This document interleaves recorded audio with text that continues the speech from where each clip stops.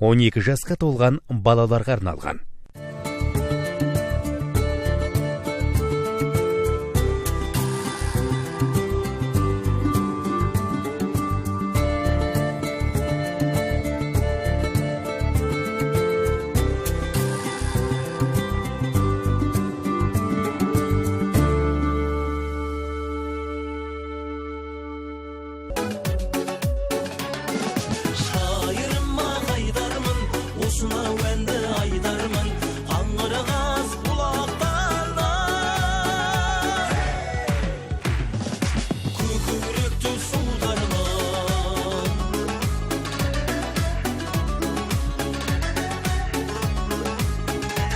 Шайырым менің шайырым, жайлау жанның жайының. Сиректеу саған қатынап, басымнан астау айыбым. Шайырым менің шайырым, қоспады жырға қайылың.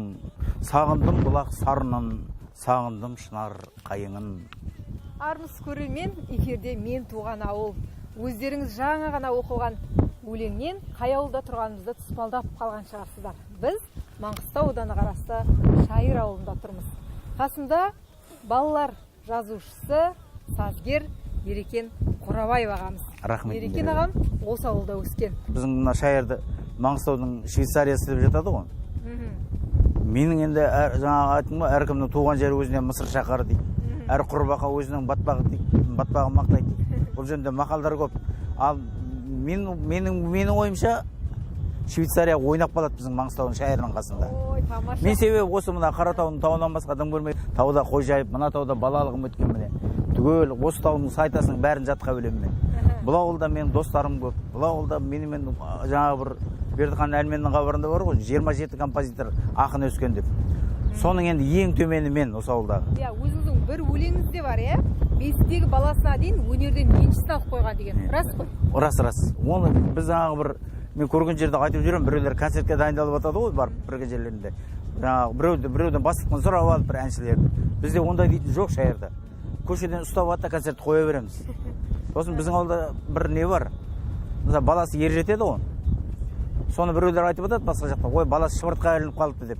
Біз айтады, ой, біз Шайырдың баласың дейтін. Біздің бала дейді, қазір ер жетті, қазір жақсы болды, үлкен болып өсті, сахнаға шығатындай болып қалды деп. Сондай теңеумен айтады біздің ауылда. Соны ауылға келіп тұрсың әлі міне. Иә, ауылыңызға келдік, онда аға. Не көрсетесіз бізге? Бұл ауылда көрсететін де, айтатын да нәрсе көп. Бұл Қойнау дейтін тарихқа толы ауыл. Бұл жерден қашаған адам атын суарған әндеме бұлақ тұрған жерде.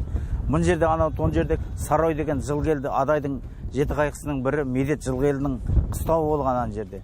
Сосын бұл жерде кімдер тұрған? Мұн жерде дәл осы міне мұны үйдің қасында СССР-дың 8 дүркін чемпионы, Европаның күміс жүлдегері Әмин ағамның үйі міне, мұн жерде, дәл мұн жерде. Әмин Тияқов ағамның үйі. Сосын енді бұл жерде айта берсек ары қарай бұл жаңа айтып отырмын ғой, шетінен бастап әр үйден бір ақын, әр үйден бір жазушы, әр үйден бір өнер адамын айтып кетуге болады да бұл мұн жерде мына Күсенбай ақсақал тұрған мұна жерде. Мына телевишка бар ғой. Осыдан мен 16 жыл жұмыс істеген мына неде. Иә, Ерекен аға, жаңада біз сіздің әніңізді тыңдадық. Өзіңіз былай дейсіз. Шайырыма қайтармын, осы бір әнді айтармын. Иә. Қаңғырғазы бұлақтан көкіректі суытармын десе. Сол енді ең басында бізде сіздің көкірек суытқан жеріңізді көргіміз келеді. Бұл енді жаңа қазақтан мақал бар ғой, әулияттаған оңбас деп. Бірінші соған бару керек.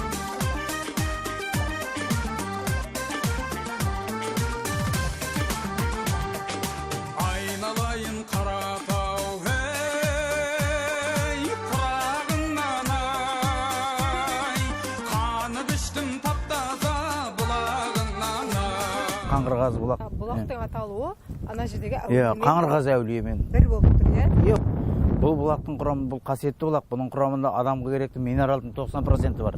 Жігіттер өзі кәдімгі лабораториядан зерттеп қарағанда. Бұл соның ар жағында бұның жаңа біздің мына үлкен ағалардан, шалдардан естігеніміз үлкен тарихы бар бұлақ. Бұл бұлақ Бекет атам өмірден өткенде осы жерде зәйтүн ағашы болған деседі. Сол ағаштан тамырынан қан шыққан десіп атады біреулер. Бұл негізінде Қайырбай Өтепбергенов дейтін ағамыз болды, жақында өмірден өтті, марқұм дей берсін. Сол кісі айтатын еді, бұл жерде дейтін баяғыда ерте заманда зәйтүн ағашы болған дейді. Соның ішіне жаңа талдардың арасына, бұтақтарына балдар жасырынбай ойнайды екен деп. енді одан бері қаншама ғасыр өтті, қаншама заман өтті. Бізге қалып тұрғаны мына тек осы мына ағып жатқан бұлақ қазір. Осы бұлақтың мына ауылда жаңа 27 композитор өскен дедік қой, соның бәрі осы бұлақтан су ішкен. Сосын тағы мына ауылдың адамдарына, мына біздің Маңғыстаудың адамдары болсын, кім келеді, келіп осыдан су ішіп кетсе, құр болмайды деді сол адамдар. Құр болмайды демей екен аға? Әрине. Ал мен де ішіп жатырмын онда. Енді ертең таңертең мысалы өлең жарып баратың мүмкін Қашаған атам сияқты таңертең тұрған. Бұның басына кімдер келмеді? Баяғыда Қыдырбай Тұрмағанбетов сейіл құрып кешке кіріп әңгімелесіп отыратынбыз. Тағы ағаларымыз көмек орайып, барлығымыз келіп осының басына жүретінбіз. Бала кезімізден.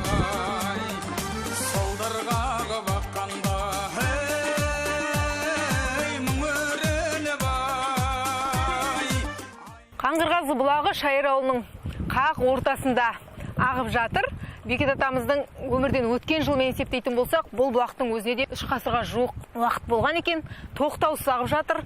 Дәмі, судың дәмі тұп-тұщы, мөлдір. Ауылдың ішінде бұлақтың бірнешеуі бар.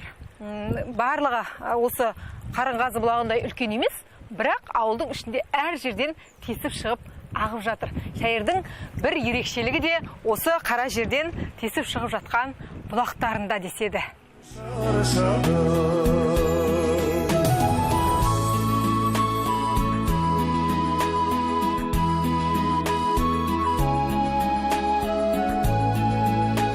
Мен есімді жинағанда осы завор бар еді мына аула. Осы жерде мына ненің совхоздың несі болды мына жерде. Ремонтный мастерской дейді ғой, жөндеу жұмыстарын жүргізетін. Қысқасы мына терезелерін қалап қойыпты ғой әрқайсысы, енді әркім неге пайдаланып жатқан шығар. Бұнда ескі ғимараттар, ескі нәрсе. Қайдан болсын, енді осында қалғандары осы шығар, ескі бет, тоңқыт бірдеңелер бар шығар. Қалғаны енді ел жаңарады, бәрі жаңарғасын, ел жаңарғасын. Бәрі жаңарады ғой енді өзіміздің заманға байланысты. Сол енді мына жерде мынау мен кім орыс тілден сабақ берген. Енді осылардан үлкен адам жоқ шығар көп. Ауылда. Бір Тауынай Шарау деген кісі болуы мүмкін, ең үлкені. Сосын Нұржігіт ағай мынау, сол қазір соның үйіне көреміз. Маған орыс тілден сабақ берген.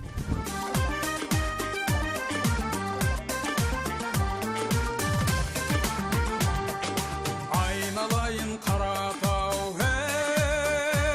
ей, құрағыңнан ай, қанып іштім таптаза. Шайыр мектебінің өзі алғаш құрылған жылы 30-31 жылы. 30-31 жылы 2 класстық, бастауыш 2 класстық бөлме болыпты. Ал кезде Шайыр мектебі негізінен Ақмыштағы жетім балаларға арналған мектептің бастауы болады дейді. Сонда Шоқыр Бөлтекұлы оқыды ғой, иә? Шоқыр Бөлтекұлы, Барасов, Аманғали, Тұяқ, Өлемес, Алшынбаев, Сейітқожаев, Сейсен мен Дүйсен жатып оқыған. Бұл жетім балалар мектебінің алғашқы директорлерінің бірі Байтілеуов Нұрлан екен. Шайыр мектебін салушы жаңағы Айдашев Жұмағали, сосын жердегі менің әкем Арықбай дейтін кісі, Төлеш дейтін кісі, Қорған дейтін кісі, сондай шалдар, Айсұлу дейтін кемпір, Шарқат дейтін, Қаным дейтін әйелдер балшы келеді саман кірпіштен. Содан кейін оны орнына Қожанов Әбу дейтін келген. Қожанов Әбу дейтіннің баласы болып, бізден бірге оққан қатар, ода өмірден өтіп кетті, Кәдір дейтін. Қожанов Әбу де осы жерде 4-5 жыл мектепте жұмыс жасады. Бас аяғына керек қазір осы Шайыр мектебінде 19 директор болған. 19 директор. 19 директордың ішінде енді көбірек атқарғаны кеше Оразғали Өтеулин. Көбірек атқарғаны. Қазір Тұрар Жалғасбаев атындағы Шайыр орта мектебі. Тұрардың да атағы тұр, Шайырдың да атағы тұр. Өте жақсы. 91 жылы болып отыр бұйыл құрылғанына мектептің. Иә. 91 жыл. Әр ауылдың бір өзінің киесі қасиеті болады, Мысалы, сіз отырсыз, 85 жыл осы жерден көшпей отырсыз. Осы ауылды сізді ұстап отырған не нәрсе? Мен көбіне сыртта отырмын, далада. Далада отырып, жан-жағыма тауларды қараймын, ұшып жатқан құстарды қараймын, жүріп жатқан машиналарды қараймын, сөйтіп отырамын. Ал қалада ана бір бөлмеден шығасың да төмен түсіп, төменгі бірінші этажға барып отырасың. Өтіп жатқан адамдар. Жақсы, қала мен ауыл салыстырдық қой енді. Басқа ауылдардан Шайырдың қандай ерекшелігі бар? Шайырдың басқа ауылдардан да ерекшелігі шамалы ғой. Басқа ауылдан гөрі Шайырдың ана ақындар көп шыққан, сазгерлер көп шыққан, әдебиетшілер көп шыққан деп айтады ғой енді. Шындығында да біздің ауылымыздан көп ақындар. Мынау кешегі біздің оқушымыз сіздің оқушыңыз Ерекен ағаның мектепте оқып жүргенде, ауылда жүргенде ешқандай мына сатириктік қырынан, жазушылық қырынан бір нәрсе көрмеген жоқ па? Көрінді ма? Көрінді. Ана сатиралық журналдарды қарайды, ішінен анекдоттарды айтады. Онда ауылға келіп отқанда бір-екі анекдот тыңдап қалмаймыз ба? Анекдот емес, бұл жақында бір-екі әзіл естідім. Қадыр Мырзалиев ағамыз ғой, сол 60 жасын тойлаған ба білмеймін. Сол Жымпитыда тойлапты, ауылында өзінің Оралда. Содан кейін ақын жазушылар бәрі жиналған, шай ішеді, осындай шай ішіп жүреді.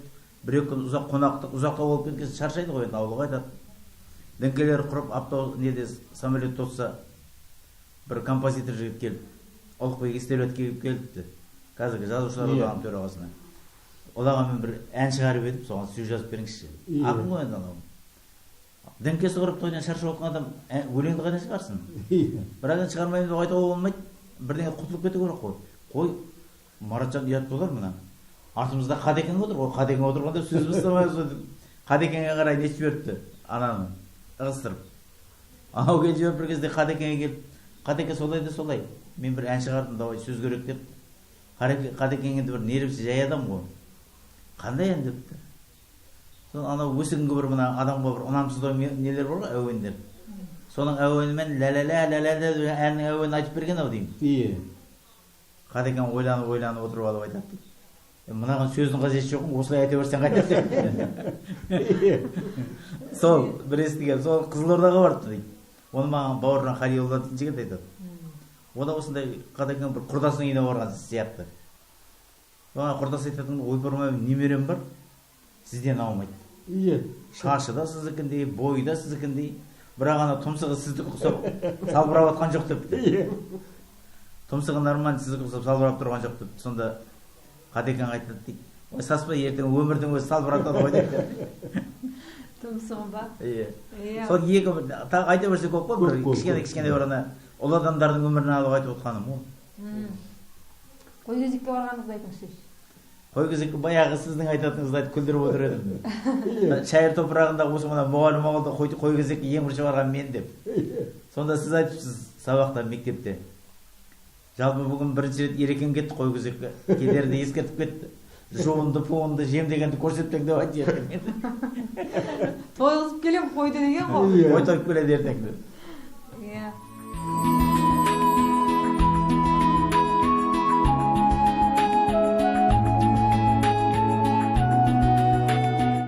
Еңбекке жарамды адамдары негізінен өндірісте қызмет етеді. Бұл жақта ауыл шаруашылығы жақсы дамыған, мал бар, дастарханнан құрт, балғаймақ, ірімшікті кездестіруге болады. Сонымен бірге міндетті түрде әр жанұяның дастарханда өріктен жасалған компот, тосап кездеседі. Өйткені мұнда өрік ағашын өсіреді, жер тасқақты болса да, осы ағаш жақсы өседі. Қалаға апарып, басқа да ауылдарға апарып, жемісін берген уақытта сатып пайдасын да көреді. Балалық шағым кешегі, даланың желі аңсары. Біз осы мектептен 3-ші мекен 4-ші болып мектеп бітірдік. Біздің алдымызда бұл мектепте Ванып Қуантқан дейтін ағамыз болды, математика ғылымдарының кандидаты. Сосын Өтебаев Молдықасым дейтін ағамыз оқыды, техника ғылымдарының кандидаты. Бәрі осы мектепте оқыған адамдар. Бұл мектепте кім оқымады? Бұл мектепте Қыдырбай Тұрмағанбетов оқыды, Сағын Нұрғожаев оқыды. Ассалаумағалейкум. Қазір жағдайы қалай ауылдың, тұрғындардың көңіл күйі? Бұл ауылда 250-дің үстінде үй бар. Енді оның санын енді мен 1000-ның үстінде адам бар ғой, енді сол елдің жағдайы жаман емес. Қазір енді осы жарпылсынан көбі өндірісте жұмыс жасайды. Қаражанбас, Қаламқас, басқа жақтарда.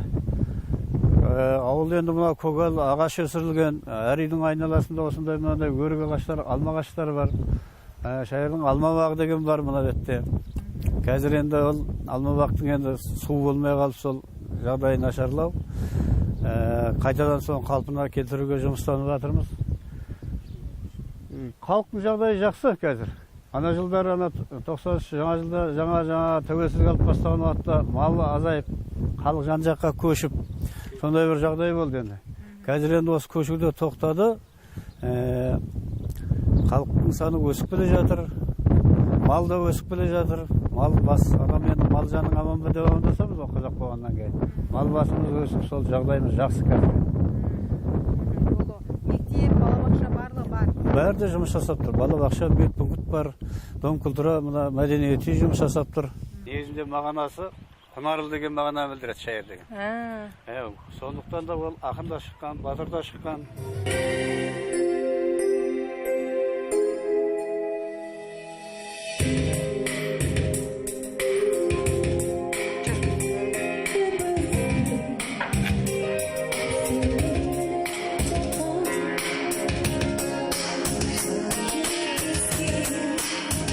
Саламатсыздар ма? Үштері қаман. Қалайсыздар? Жағдайларыңыз жақсы.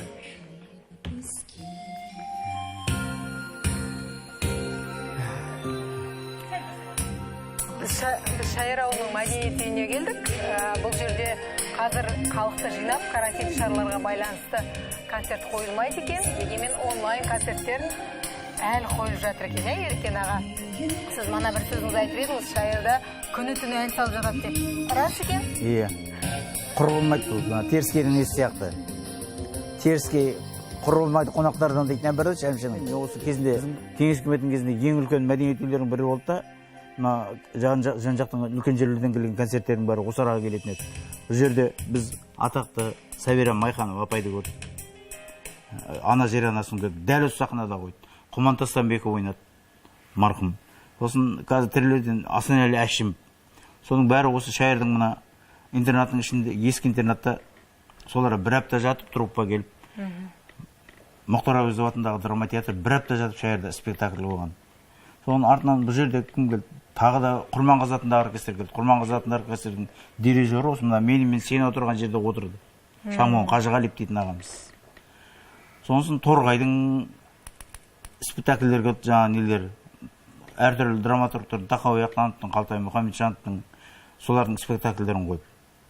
Сосын жаңа өзбектің режиссерінің қойған, мен әлі есімде келіндер көтерілісі деген ұмытып қалдым режиссердің атын. Соны қойғанда осы жерде көп таныс кәдімгі біз көріп жүрген актерлер ойнады осы жерде. Осы сахнада. Сосын осы жерде Асанәлі Әшімовтің бір киносының тұсаукесері болды.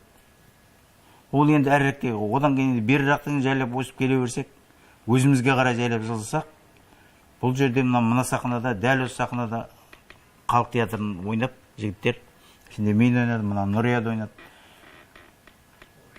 Енді мұнларға соңғы тоқымдары ойнап отқан, бізден кейін осы біздің жалғастырып отқан ауылдың өнерпаздары көп болатын, анау Рашид дейтін ағамыз болды, Нұртілеу. Сосын соның келіншегі Аймаш. Бәрі іштерде оқу жоқ, бірақ журналист от Бога деген сендердегі сияқты ғой. Құдайдан берілген, аржанда оқымысты кәдім Құдайдан оқып туған актерлер болды. Сол Орынғали Бекбосын дей берсін, осы жерде, тіпті осы жерде котельщик болып жүріп, осы театрдың директорына дейін көтерілді. Масқара өнер иелері болды. Сосын тағын бұл айта берсек, одан әрі бір еректе Сынабаев оңбасын дейін суырып салма ақындары болды, ертеректе болды. Содан бері келе Қорғанып Нұрсұлтан деген күйші жігіт болды, ертерек марқұм болып кетті ол. Сосын менің қожаң құрдасым болды, бұл күні кешеге дейін осы Домпутарада жүрді, мәдениет үйінде. Орынбасар Тәжиев деген жігіт болды. Мен деп жан-жаққа ұялмай көрсетуге болатын сондай өнер саңлақтары болды біздің ауылда. Енді мәдениет үйінің өзі, басшысының өзі отыр.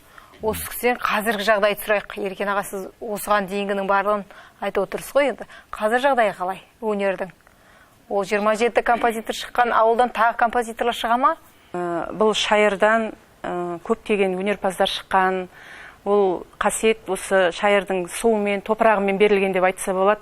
Себебі көп жерде айтады, сіздің ауылда әнші де, ақын да, жыршы да бар деп. Сол біздің шындығында барлығы осы мәдениет үйінен өніп өсіп кетті десе болады. Осы сахнада барлығы ән айтып, қазір өз жолдарын өнерден нан тауып жеп жүрген балаларымыз бар. Енді қазіргі уақытта осы ізін жалғастырып жүрген біздің әншілеріміз бар. Гүлжайна Жолдыбаева, дәстүрлі әнші, Кенжегүл Арықбаева. Ағайдың жалпы репертуарында көптеген әндер бар ғой. Оны бүкіл Маңғыстау елі біледі, себебі республикаға танымал болып айтылып жүрген әндер бар. Бір әнін орындап берсе деймін, ағай келгенде.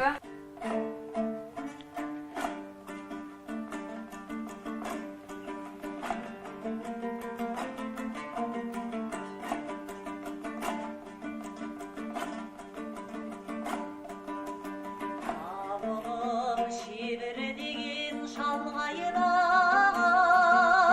шалғайым көңілімнің балғайым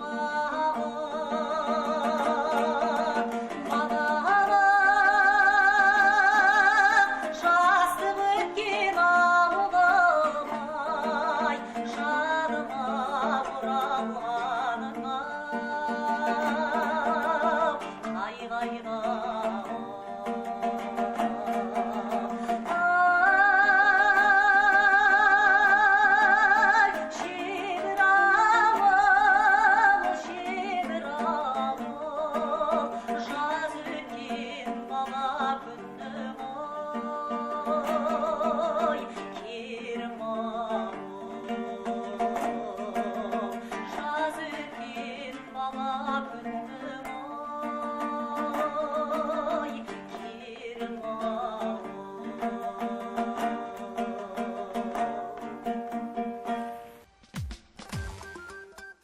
Ауылыңыздың таудың баурайында отырмыз ғой енді.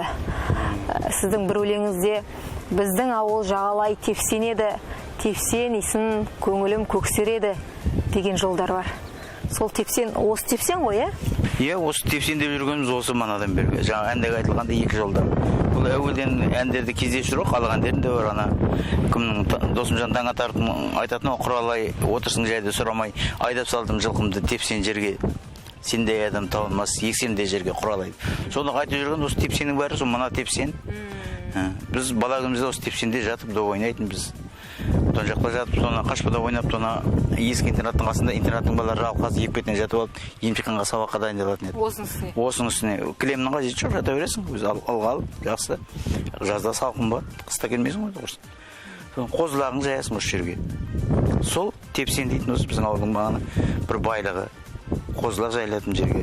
Сосын бұның бір жақсы енді жаңағы мынаны осыны керітіп алып басқа жерге үйдің қасына орната беруге де болады, көгал жасап та. Кәдімгі қалалықтардың газон деп егіп жүр. Иә, газонның осы газонның табиғи түрі. Осыны барып қалаға егіп қойсаң, осы газон болып шыға келеді. Бір шалдар айтатын осы таудың астында мұхит бар деп, осы мұхиттың асты осы шайырдың асты Қарадуғаннан осы жерге дейін бәленбай мың бұлақ бар. Фонтан бар тіпті су болып, өзен болып ағып жатқан. Тепсеніңізге келіп отырып, ауылыңызды көріп отырып, бір толқып бізге өлең оқып беріңіздер екен аға. Мына жерде нар дейтін бұлағы бар, мына жерде міне. Дәл осы жерде міне, тек анарда. Сол ескі тоған дейтін өлең бар. Жиылған қар суынан, тау суынан, жиылған нар бұлақтың бал суынан, есімде етектегі ескі тоған, шілдеде шырқыраған жан суынған. Біздерге базарледі тау осман, құрбақа құрылайтын қопасынан. Жол өтер жалғыз аяқ одан әрі бағына тілегеннің жотасынан. Осы жерде бәрі осы мына өлең қосқан жерлердің бәрі осы арада міне. Нардың төрткіл дейді, нардың фонтаным дейді. Нардың фонтан деп қойып жүрген біз ғой, нардың бұлағы дейді негізінде. Бұл дейтін бір таусылмайтын бұлақ бар осы жерде. Талғаттың шалқымалысы осы жерде туды ма? Талғаттың шалқымалысы шыққан уақытта мен шайырда жүрмін, 20 жыл бұрын. Сол уақытта келіп бізге, ол ақтауда жүр. Одан 5-6 жыл бұрын қорқып шығара алмай жүрдім дейді. Біреуге ұқсап кетті ма, бірдеңе қылды ма? Жаңағы детеді ғой, ол уақытта кішкене арият бар ғой адамдарда. Ұмтылып жығылмайды ол уақытта. Соның ішінде талғат ұмтылып жығылмайды. Жер қозғалмаса қозғалмайды, жүре беретін еді ғой. Сол осы Қыдырбай Тырналы, мына жерде Қыдырбайдың, мына жерде Қауынбай деген ағасы тұрды, марқұм мына жерде қайтты дүниеден. Соның сарайында Қыдырбай Тырналарды шығарып, маған тыңдатқан мына ән қалай деп. Гүлдерді толтырып етегіне деген бар ғой. Көктемнің елесіп етегіне деп. Соны осы жерде баянмен тартып маған естіртіп, мәз болғанбыз. Ол бір ән дейтін бір тарих қой. Сол ән мысалы енді қазір бүткіл Қазақстан айтып жүрген жоқ қой. Сол мына Қауынбайдың ескі сарайында шыққан ән. Осы жерде. Ең бірінші тыңдарман сіз болдыңыз? Иә, маған ол уақытта жаңа бір-бірімізге тыңдатамыз ғой сөйтіп. Қадекан маған тыңдатты, сосын бір мен сені сөйлем сағындым дейтін әні бар. Бексалан орындайтын еді. Сол әнде екі оны осы жерде шығарды. Әлі есімде мен.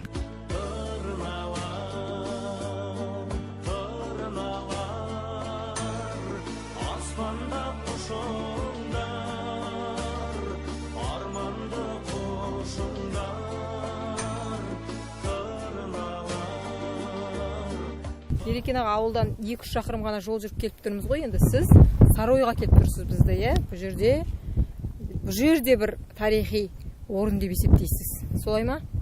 осы жерде Жылгелдінің қыстауы болды деседі, шаруаның жайымен отырған шығар енді. Мына жерде фонтан береді, ол мына толдың бойы жағалай болақ қой, содан мал жаны үшін отырған да осы жерде.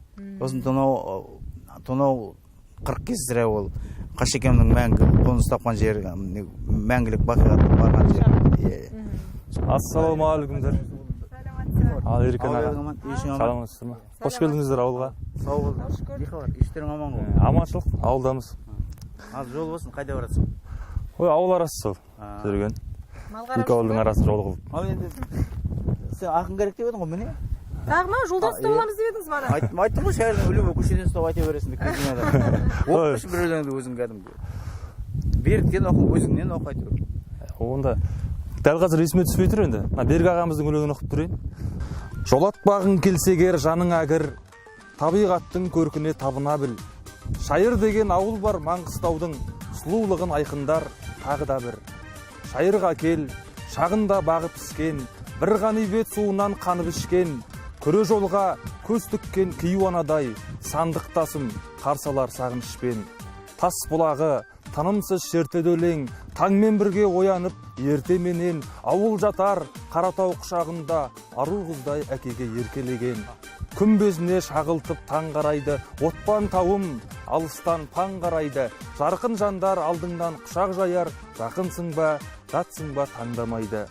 Жер жәннаты, жанымның мәңгі өлеңі, алма бағым ерекше сән береді. Қолың боста құмартып қыдырып қайт, терек сай, ұлыбау әндемені. Шайырға кел, көруге шер қаланы, шежірелер осында ең бағалы. Жалған тауым, жұп-жұмыр жаратылыс, жауынгердей күзеткен кең даланы. Самал сайдан ескенде тау самалы, көңіл толқып, қайыптай ән салады. Айдай сұлу адайдың ақ бөбегі, ақымыштан мұңайып қарсалады. Бау бақшасын, тауларын, сайында көр, сұлулығын сол кезде пайымдар ел. Көк теңізден көзіңіз жалыққанда, шабыт іздеп ағайын шайырға кел. Ой, тамаша Ерекен аға. Сапырып тұрған желді айтшы, тынып қалған. Аман жоқтыңда. Рахмет саған көп. Шайырыма қайдармын, осынау әнді айдармын, аңырағаз бұлақтарда. Көкіректі судармын.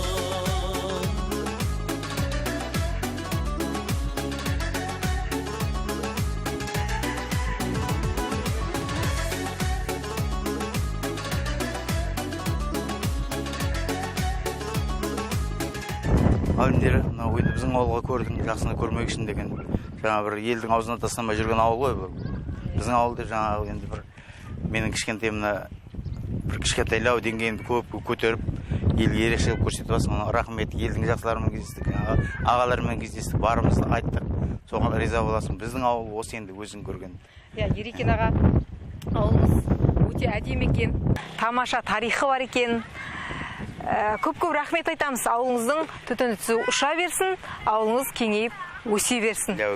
Құрметті көрермен, біз Маңғыстау ауданына қарасты Шайыр ауылында болдық. Сіздің де ауылыңызға барамыз. Бізді күтіңіз.